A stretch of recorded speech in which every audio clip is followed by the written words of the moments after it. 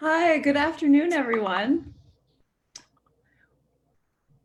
It's so nice to see so many people here to celebrate the stories and the words of our young students from Hunts Point.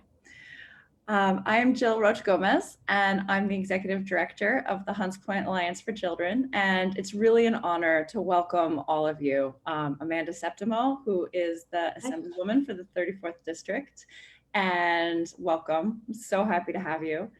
As well as our students and supporters and staff members. I think we're going to have a really great hour together. We'll just give you a quick overview of what we're going to do. So I'm going to start us off and share a little bit about the history of the 6 train and about HPAC, and then Amanda will share with us her forward to the 6 train and share with us her experiences of growing up in Hunts Point to where she is today. And then we're going to have 4 incredible students share works that are in the booklet. And then we'll have a very short question and answer period. And so that'll be both to Amanda and also to the students about their writing and the writing process. So to start off, I just want to let everyone know that that we have the full copy of the 6 Train Literary Journal online. And so the link is going to be, it's right here in the chat. So if you'd like to follow along both with the students or after the program to read the rest of the pieces, they'll be there. So I'm just going to start off by briefly telling you about the history of the 6 Train. And it's really an important piece of work for the Hunts Point Alliance for Children. We are a youth development organization that was founded in 2006. And we brought together the schools and child-serving organization in Hunts Point. We focus on the youth that either live or go to school in Hunts Point. And the idea really is that together we can go further. And we believe that every child, in order to succeed, needs to make sure that they have 3 things. And those are social emotional support, so places that they can meet with caring adults, people that they can look up to and find role models with different career paths. School engagement. School engagement is so important as you start to think about your high school career and college and what career you'd like to have and what the steps are in order to get there. And then, of course, literacy skills. And literacy can mean so many things. Of course, it means being able to read and understand and think critically about what you're reading, but it also means generating your own ideas. And so what the idea behind the 6 Train really comes out of our writing continuum. And that is a series of programs, the 7th and 8th grade storefront ensemble, which is where students are encouraged to tell their stories. And then our writing program, Mighty Quills, which until very recently was only for young women in high school. And this year during the pandemic, we've expanded it to include young men as well, whose stories are just as important. And then our summer experiences, which started with a deep partnership with Kenyon College and their writing program. And I'm so glad that we have Bob Howitt with us here today, because it was really Bob who helped us think through one of the main challenges of sending our students to a 2-week program in Ohio. And that program was so great because students, and I see a couple here today that went there, are able to spend 2 weeks on a college campus and understand what it's like to be away from home and involved in writing and going to classes and finding your own friends. But sometimes it was hard for our students to commit to those 2 weeks in the middle of summer because it meant that they weren't able to have another job. And so Bob really pushed us to think, well, what if we created that other job? And help support us in thinking about, well, we know that writing can lead to so many careers in journalism, in fiction, and storytelling. And it's really the foundation of so many other careers as well, whether you're writing policy papers or just emails to your boss. So what if we paid students so that they could come back and they would be able to work with us during the rest of the summer, and we would pay them in order to create a work of art. And that work of art has become the 6 Train. So, it's really my pleasure. One of the things that we like to do with the 6 Train is every year we read through all of the pieces that are submitted and we choose those that we find an emerging theme. And in order to solidify that theme, we ask for a guest writer to write the foreword. And in the past, we've had forewords from our founder, Marianne Hedda. We had one from our co-founder, Griselle Barrett, who's also here with us today. We've had the editor-in-chief of the Kenyon Review. And this year, as we looked to the future and we thought about who was really connected to the community and had an important story to tell, it was our honor that when we reached out to Assemblywoman Septimo and asked her if she would be interested in writing the foreword, she agreed. Amanda has been connected to Hunts Point for always. Not only is she from Hunts Point, but she's a graduate of the Point CDC Action Program. And building on that experience, she interned with Congressman Serrano. And then after her time at Vanderbilt University, she received her first job with Congressman Serrano, where she became a 23-year-old district chief, which is really incredible. And so without further ado, I am going to turn it over to Amanda to introduce herself any further and share with us any other additional pieces of her journey from teen advocate at the Point to Assemblywoman, and then to read us her foreword. All right. Thank you so much for that introduction. I'm really thrilled to be here with you all today. This is actually one of the anthologies that I look forward to reading every single year. In my time at the Congressman's office, I would make it a point to keep a copy nearby, just so that people would ask and I would be able to explain some of the stories and the concept, because I really do think it's so special. And anyone who knows me knows how deeply special Hunts Point is to me. And I love everything about the Bronx and all of the South Bronx, but Hunts Point is home. And so many of these stories just remind me of home, because I want to commend all the young people for doing an incredible job every single year. I'm blown away, and every single year it makes me feel even more deeply connected. And reminds me that, our stories are all interconnected, not only because of how we influence each other and because we come from the same place, but because we ultimately, I think a lot of us have a lot of the same goals, right? Folks are looking to be happy, to be with their families, and really define what that means. And I think a lot of us spend a lifetime doing that. So when I was approached this year about the theme on becoming, it felt really appropriate, because so much of who I've become has been shaped by my time and my experience and my roots in Hunts Point, not only through the work at the Point CDC, where I tell people I kind of built my activist lens that I bring to my work in government, but also just the reality of what it means to live in Hunts Point, right? When you grow up in Hunts Point, you have a different experience than really anywhere else, I'd say, in the world, but certainly in New York City and in the Bronx. And so I was honored, and I am honored and so thrilled again to be here with you all, and really grateful that I was invited to do this. And so without further ado, I'm going to read this. This is the first foreword I've ever been invited to write. And I couldn't think of a more special opportunity. So thank you again. Okay, and I'm going to jump in. Every day we encounter slogans about how to make the most of life. Instagram graphics tell us to carpe diem, and friends remind us to grab life by the horns, among others. These phrases are reminders that life is truly what we make of it. But we are not alone in this journey of creation. Life is a mosaic of impressions, experiences, and emotions that come together to paint the picture of our world. In this edition of The Sixth Train, the students explore how the mosaic of life goes on to shape each of us as individuals. Each of these pieces draws into sharp focus the idea that life is what you make it, but your environment is what makes you. By embarking on a rich journey involving questions of family, ancestry, friendship, love, and loss, the students emerge with a collection of work that encourages deep self-reflection. These stories each provide the space for a moment of pause, where readers can acknowledge a universal truth. Every laugh, hug, cry, grain of doubt, and word of support leaves its imprint on us as individuals. As people, we collect the stories, hopes, fears, and dreams that we encounter along the way, and they shape the journey to becoming who we are. This collection is an important reminder that, in the famous words of George Eliot, it is, quote, never too late to be what you might have been, because the journey of life is ongoing, adding new mosaic pieces at every turn. I am grateful to these students for allowing us to take a peek into their journeys, while encouraging us all to reflect on the idea that where you've been is connected to where you are and will help shape where you will go. Thank you. Oh, and I'm going to now, I'm sorry for that pause. I am now going to turn it over to the Director of Programs at HPAC, who will take us into our next segment. Thank you so much, Amanda. That was fantastic. Good evening, everyone. My name is Ayusika Akimbade, and as Amanda mentioned, I'm the Director of Programs at HPAC. So as we've mentioned earlier, the Sixth Train is actually a compilation of written pieces provided from students in 2 of our programs. The first program I would like to provide some insight on is the Storefront Ensemble.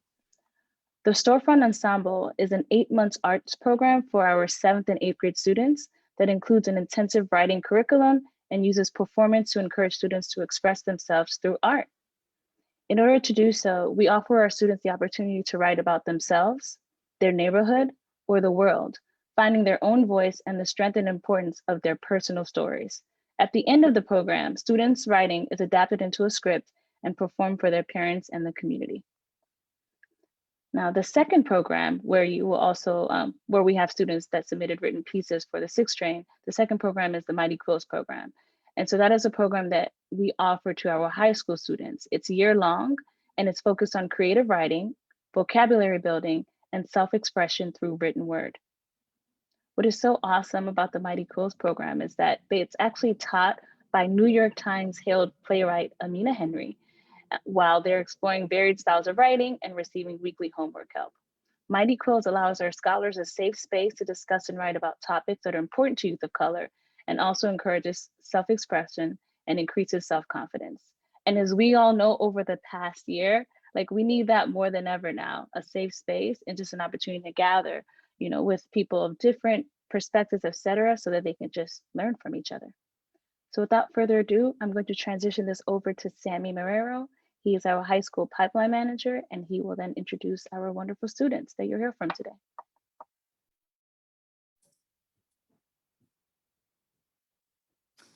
All right, hello everyone. I'm not sure if I'm on the spotlight, but yeah, let me introduce myself. My name is Sammy. I'm the high school pipeline manager here at HPAC, and I am also, here we go. I am also from Hunts Point, which is special for 2 reasons. One is that I get to walk to work. Lovely. I hope you all get to experience that at one point in your life. 2 is that I get to work with the students and the scholars within my own neighborhood and give back to my own community, which also I hope you all get to experience that at one point in your life. It has been very special for me these last 3 years. Now, can I just ask one favor? Can the spotlight be taken off me so we can see everyone real quick? So we can see everyone. And before we get to the presentations, I would like everyone to just give our scholars a round of applause. They're a little nervous. The reaction, so they can see the applause. Oh. Thank you guys. Thank you. Thank you. All right, and coming up first, we have Kat Villalta. Kat is a 9th grader. She's been in our program since she was in the 7th grade. She is in Storefront, and now she is in our Mighty Quills writing program. So Kat, why don't you go ahead and take it away from us? Hi, my name is Kat, and I'll be presenting sensational experiences. I once was made of a delicate red rose with petals fluttering off its stem. My parents must have given me bundles of hearts to make me a positive thinking girl. Once was watching the stars, filling up the sky with shimmers of light. Once was looking down at the light blue water on top of a sturdy rock, ready to take a leap of adventure. Once was moving through the sky and had to look out the window to watch the big fluffy white clouds. Once was viewing the sunset, a vibrant digital camera in my right hand, ready to snap this beautiful moment. Once was a bowling ball, ready to knock out all my problems on the way towards new beginnings. Once was walking through an amusement park with my family for bursts of laughter and delight. Once was an exhausted runner coming to the sign, finish line up ahead. All right, thank you so much, Kat. Can we get another round of applause for Kat for an amazing performance? Yes, light it up in the Thank you guys, thank you. All right, coming up next, we have Eliza Campos. She's been with us for 2 years. She's a 10th grader. She joined us last year as a 9th grader, and she now does Mighty Quills with us. So I'm going to share my screen because we have hers on video recorded. And I hope I do this right. Let me share sound so everyone can hear. Okay. Sunbeams, the glittering water stream, the fields of grass, and the floppy sun hats, the laughing children, the bikes being ridden, and at the corner sits a black cat. It sits on top of a clear garbage bag. Everyone walks by him. Some give a strange glance, and when people dare to touch him, he ends up fighting back. He thinks about his owners and lingers at the fact that people seem nice and playful, but it isn't always true. The black cat likes to sit there, taking in the fresh breeze. He always wishes to run away, but wonders where he would go. He takes another whiff of the air and takes another look at the apple tree. Oh, how he likes to be free. He hears keys jingling. Now he knows it's time to go back to his home. All right, can we get a round of applause for Eliza and her performance? So we're going really above and beyond and submitting this video to make sure that we get her recording of her performance. Next, we have Matthew Ron, an HPAC veteran who's been with us since he was in the 4th grade. He is in Shakespeare, he is in Storefront, now he is a 9th grader doing Mighty Quills with us. So Matthew, why don't you go ahead and take it away for us? All right. Hi, my name is Matthew. I'm going to be reading to you A Simple Life. Let me think. My life, you can say, is unique. There is still much more to seek. My religion is one. I'm a Catholic. And my religion sounds fantastic. I have much more to employ, and I can have much more to enjoy. I'm a guy interested in history because in the past, there is a mystery. I'm also a gamer type. In a game, I'm always hype. I like to read a bit. Some books are boring. Some books, they fit. There's more to my growth. More of my life's clothes. There is my inner self, but I'll keep it on the shelf. All right, thank you so much, Matthew. Can we get a round of applause for Matthew? Yes, thank you, Matthew, thank you. And last but not least, we'll have Brian Munoz Reyes, who is also an HPAC veteran. He's been with us also since the 4th grade. He has done Shakespeare, Storefront, and now he is a 9th grader doing Mighty Quills. So Brian, take us home. Hi, my name is Brian Munoz Reyes, and today I'll be performing my poem called To My Latin Ex-Lovers and Parents.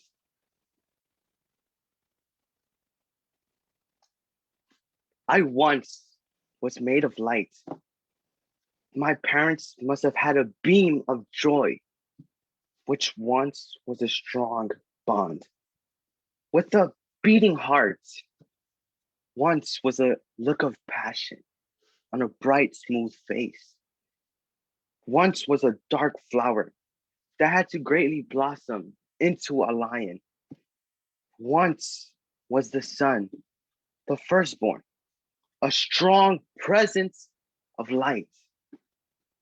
Once was a Latin couple on Fox Street. Once were lovers with patience for one another. Once was love as a silent parent. Once was the glowing sun on the dull earth. Once was the fire coming to spark the dark. All right, thank you, Brian. Let's give a round of applause for Brian. Thank you. All right, now I just want to really quickly thank the scholars for all the hard work, for not just getting ready for this performance and for today, but for also just all the hard work that you've been putting into these last couple of years, especially this last year where it has been difficult. It's been difficult for everyone, but I can personally say that students like you, working with scholars like you, has made this experience so much easier for me, okay? I also want to thank Amina Henry, who is the director of Mighty Quills, and I also want to thank Eli Thacker Taylor, who is the director of Storefront. They've been working very closely with these students with their writing all year long and years prior. So I just want to thank everyone involved in this process and in creating the sixth train. Now we would love to open the floor for any questions that you might have for the students, for our performers. And if we could just take ourselves off spotlight just so we can see everyone.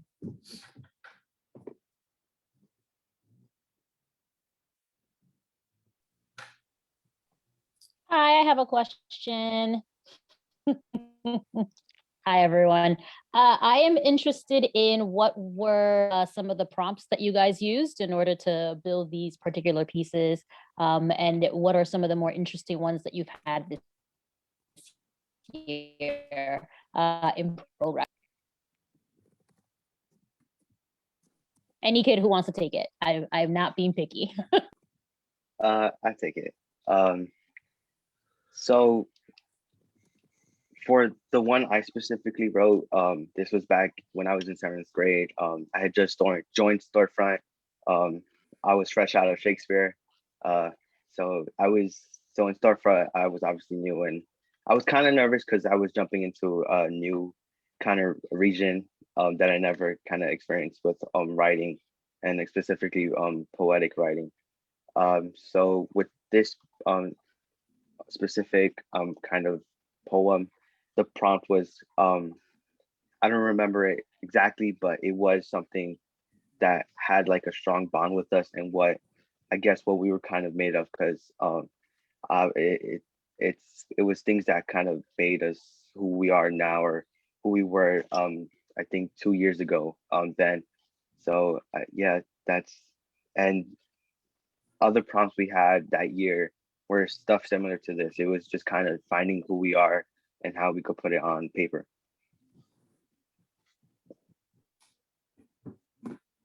That real search for our identity.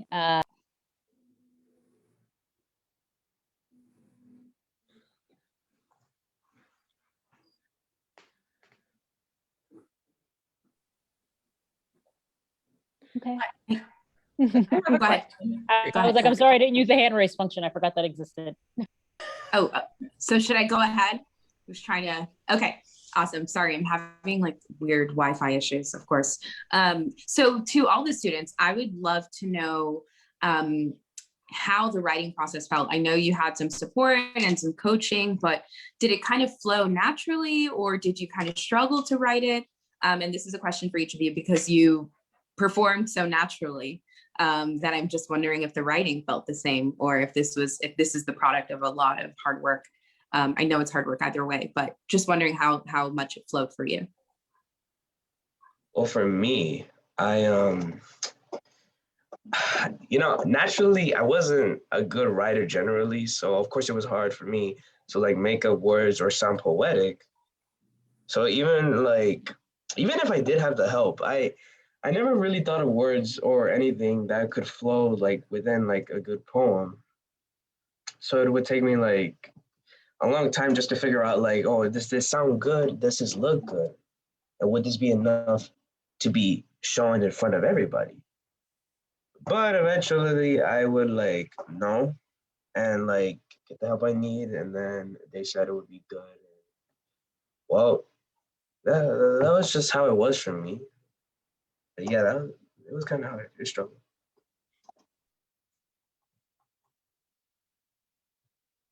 Well, I can talk about my experience with it. Well, we were given a prompt and I wrote a poem that had the phrase once was, and I had to incorporate it into my poem. And when I started, I thought that poems meant that everything had to rhyme. And that was really tricky for me to like find words that can rhyme into all of the sentences and like stanzas that I've been writing with. But then I knew that poems aren't only rhyming and they can just flow naturally into the way you think about it. So I usually overthink things, and that's what happened with me in the beginning. But since I let myself go and actually just explore creative writing and incorporate it into these poems, it just helped me. so much more to write it better.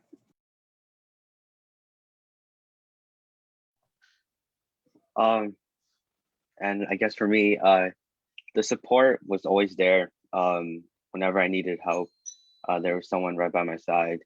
Um, Throughout the year or throughout the 7th grade, 8th grade, in storefront, there was there was always a support system no matter what. If you had difficulty with whatever, um, there was always someone there to kind of guide you.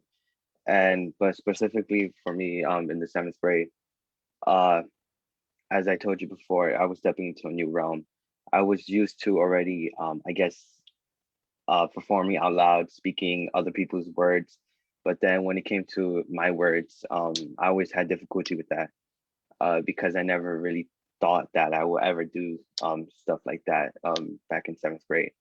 And then after being in storefront and learning about poems, free writing, I guess getting your thoughts onto a piece of paper and then actually performing them, I never thought I would have done anything like that. And in storefront, it kind of opened me to a whole new realm that I will continue on forever. So yeah.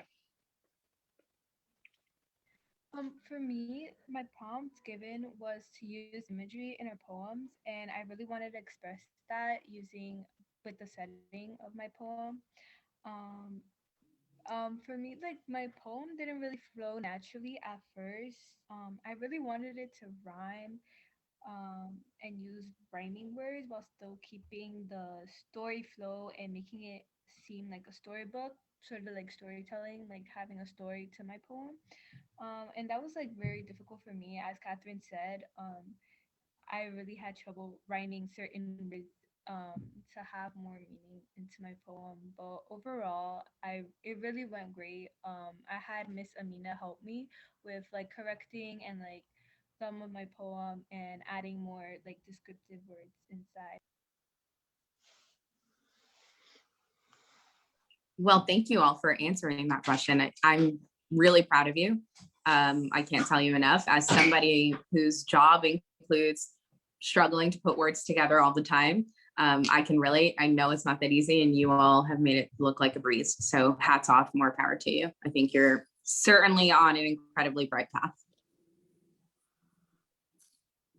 All right. Thank you for that question, Ms. Amanda Septimo. Let's see. We got Ivy. I think Ivy has a question for us. My camera on, so I'm a person for you. That was really incredible work, everyone. Thank you for sharing that.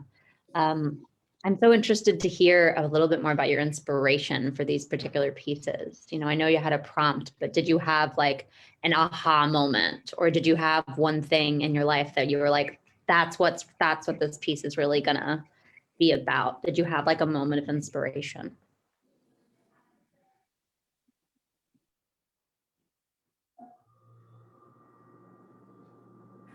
Well, for me, the inspiration wasn't really just there. I mean, I just had to write something, and I just thought about like just my life, just how I lived through these years of living.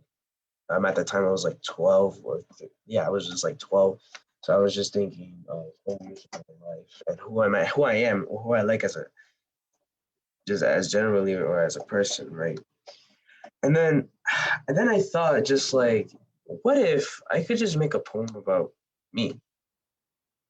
Just me just playing and me just telling you who I am, what I am. So just the inspiration was just me. Nothing really else, but yeah, the inspiration was there pretty much.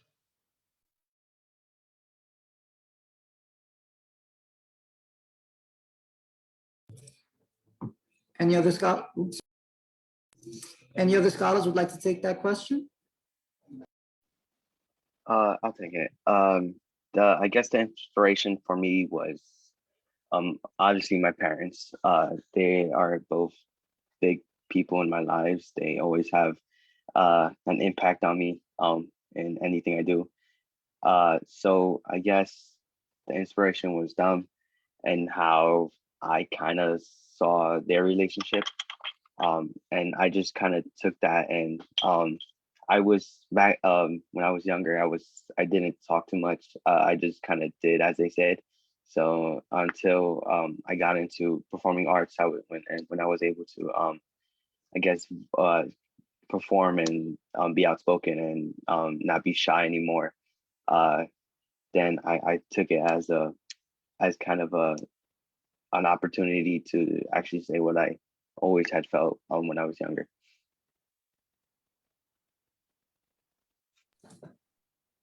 Awesome. Thank you, Brian. Anybody else would like to take that? I'll take it. My inspiration for my poem was a song that Miss Amina played during the program, and it was basically about this guy talking about how he was sad and how the world around him was very happy and everyone was going on with their lives and they seemed very happy, but personally inside he didn't feel happy. With a black cat, which is like basically like the main character in my poem, and how everyone around him, like the setting is all bright and happy, and how inside like he's very sad and he wishes to be free and away from home because his owners aren't like the best, like they don't treat him the best. So I took that as an inspiration for my poem.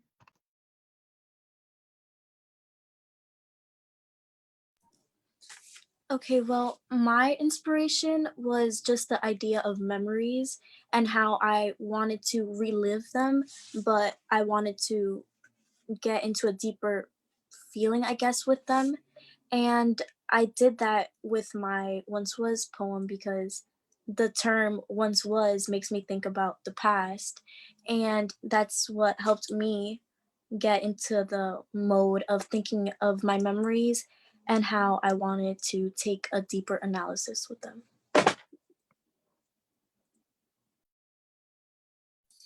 Awesome. Thank you. Thank you so much for the question, Ivy. Do you have any other questions in the audience? Any other questions? Yes, I have a question. So I just want to thank all of the students who presented. I would like to note though that we are fortunate to have additional scholars who are with us. So I see Judith and Sheree, in addition to a number of other students as well. So this question goes out to all of you, whoever is interested in answering the question. Here it is. What would you say is your favorite program moment since being engaged with HPAC?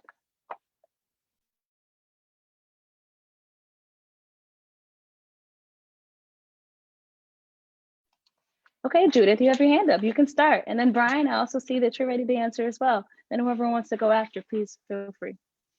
So I would definitely say, like me being in HPAC, I would definitely say Shakespeare was probably the best part of the program and in a whole, because Shakespeare was like I felt like there was one I really like felt like I wanted to be like I felt comfortable performing. At first, like in fourth grade, I don't think I was like I don't think I was that comfortable within performing, but like I was just singing at that time. And then in fifth grade, I had like a part. It was not too big, but it was kind of a lot of like lines and words. And so as I was like learning the lines and like this the way I had to like act it out, that was a challenging part for me, but it was still cool because that was when I like learned that I wanted to be an actor. But like even though like I changed my mind now, but like still I feel like that was a really good like opportunity for me. And if I was to tell anybody to join, I'll probably tell them that they should join Shakespeare, because Shakespeare was really cool for me. Oh, thank you for sharing, Judith. Oh, Oh no, sorry. go ahead, Brian. So I don't really have a favorite moment. I mean, all of HPAC was great for me, but if I had to choose a life-defining moment for me was sixth grade. We were doing As You Like It, and I vividly remember I was playing the role of Orlando, which is one of the two leads in As You Like It. And I remember stepping out I think it was right stage of the theater, and I was on the ledge of the of the space where we were performing. And I remember looking up to all the lights, and I did my very first monologue as a lead role in my entire life. So I guess that would be, I guess, a favorite or a life-defining moment, because from there on, I always wanted to be a performer and actor. That's fantastic. Thanks so much for sharing, Brian. Is there anyone else that would like to speak? No pressure.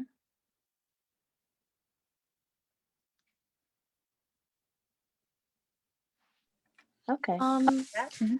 Okay, so I would honestly say both Storefront and Mighty Quills, because Storefront was a great time to explore my creativeness and put it into a piece that would later be performed.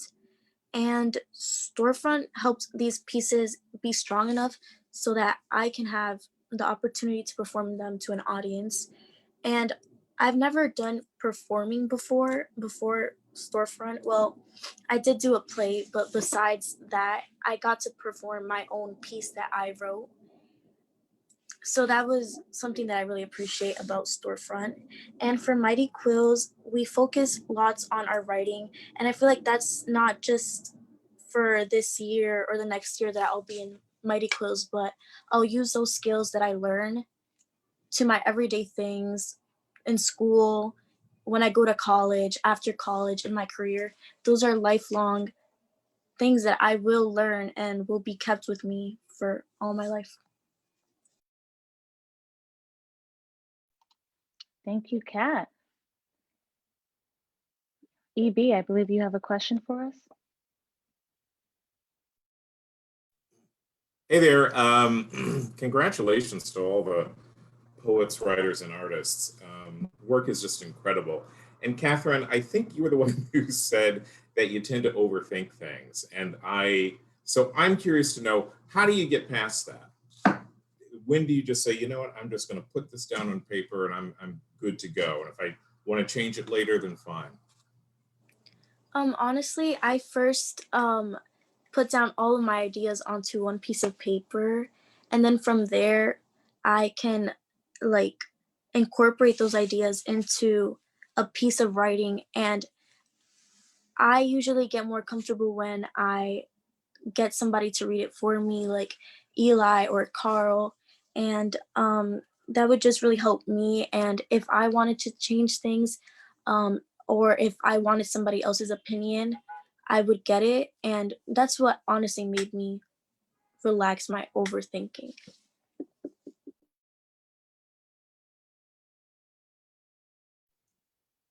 Great, thank you.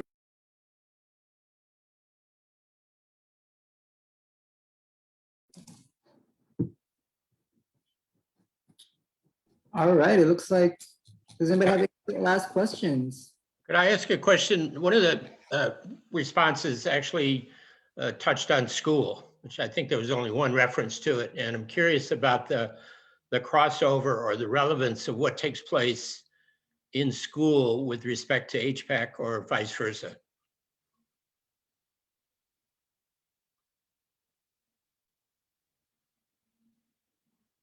And if the answer is none, just say none. Okay.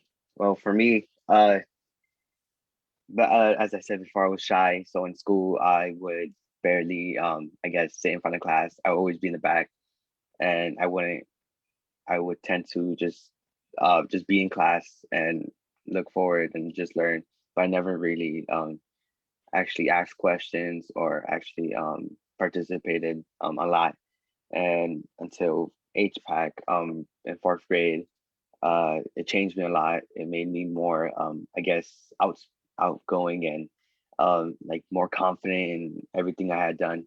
Um, so yeah, and in school academically, it started in seventh grade with Storefront. I saw after my seventh my seventh grade year in Storefront, I saw in eighth grade that I had a tremendous amount of improvement in my writing skills, especially in ELA.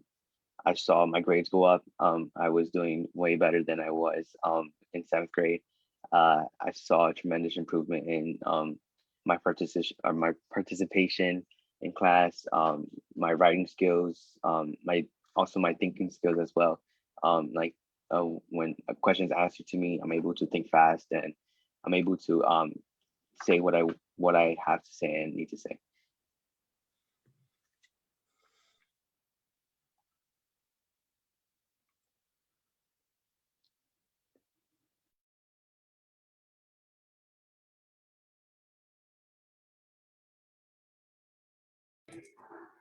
All right, thank you so much for that.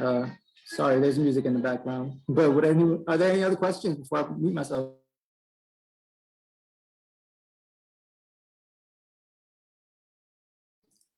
If there are no other questions, then I guess we can move on to the closing remarks. Jill? Sure. I was going to be relatively quick, so I just want to offer Amanda a chance to speak if there's any other questions that you have, or if there's anything else you wanted to say. I just want to say thank you one more time. I think you all are incredible. I know, I can tell you, guarantee that in 10 years, you're all going to be doing incredible things. So much of why I was able to kind of be young and out there in the world, kind of chasing my dreams and doing the things I want, is because I had a lot of great programming and people around me helping me discover those passions when I was young. And hearing you all speak, I know that you're doing the same exact thing all the time with HPAC, and I'm really looking forward to seeing how your careers blossom. And someone mentioned changing their mind. You'll change your mind 20 more times, and that's okay.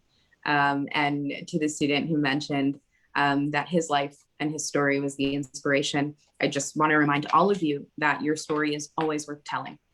You being your own inspiration is absolutely fair. You come from one of the most special places in the world, I think, and that's a story that everybody wants to hear. So thank you again for letting me be part of this really special collection, and for letting me be part of sort of the HPAC family. I'm really grateful to you all.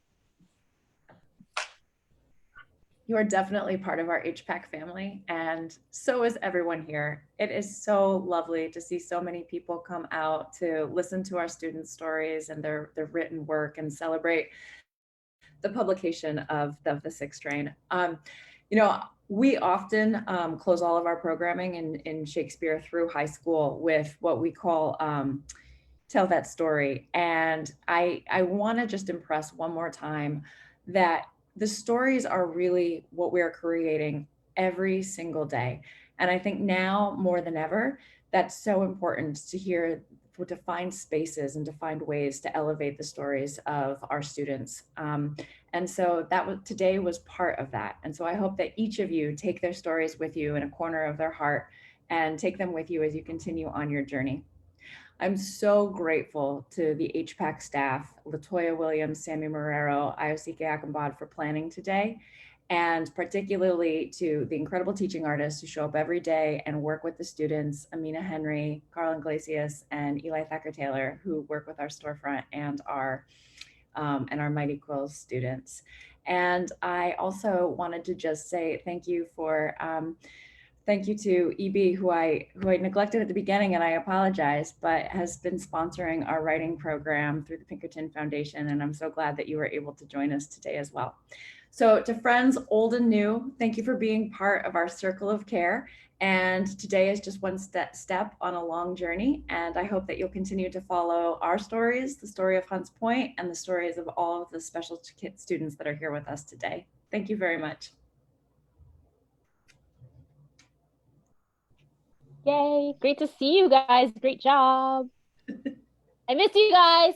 Bye. We're being Grizel bombed. I love it. I love my kids. Okay, bye guys. Bye. Bye.